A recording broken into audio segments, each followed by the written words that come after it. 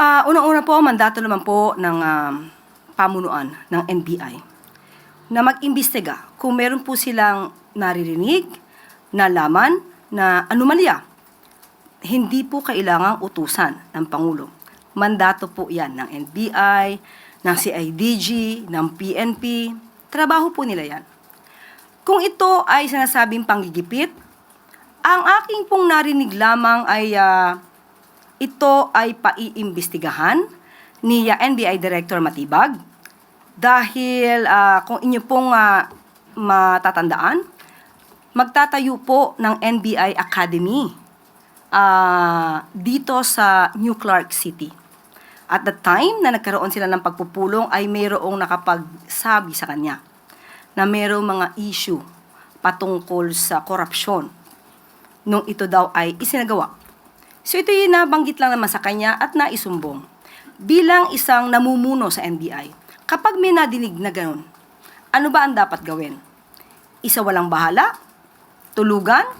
Ignore? O imbestigahan? Hindi po ba dapat na imbestigahan hindi dahil gusto niyang manira o makadiskaril ng isang tao? Pangalawa, walang nabanggit si NBI Director kung sino ang kanyang iimbestigahan. Pero naitanong na isang reporter na nakabanggit ng pangalan. At ito naman ay sinang-ayunan niya. Sinabi niya na makikipagtulungan sa kanyang paniwala ay makakatulong ang bawat tao sa pag-iimbestiga. Bakit sasabihin na ginigipit? Tama ba yung word? Ginigipit? Ini-intimidate.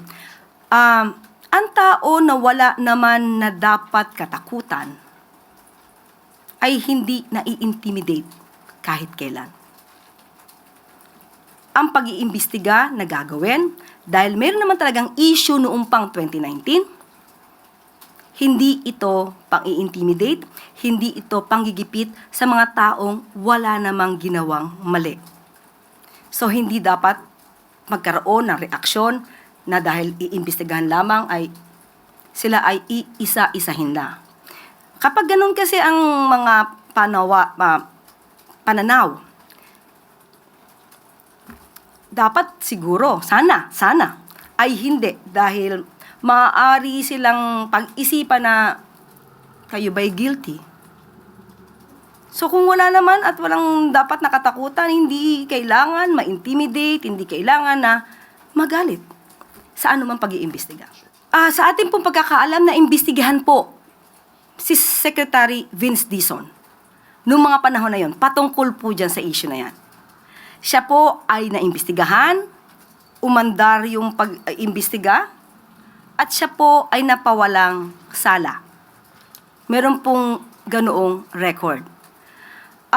Sa ating pagkakaalam, hindi naimbestigahan sila Senator Alan Cayetano. At that time ay Speaker of the House. Hindi naimbestigahan yung ibang mga maaaring mabanggit.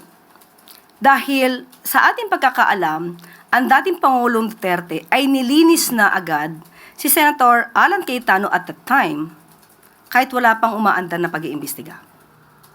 So as far as Secretary Vince Dizon is concerned, meron pong record na napawalang sala siya at na-dismiss ang kaso dito.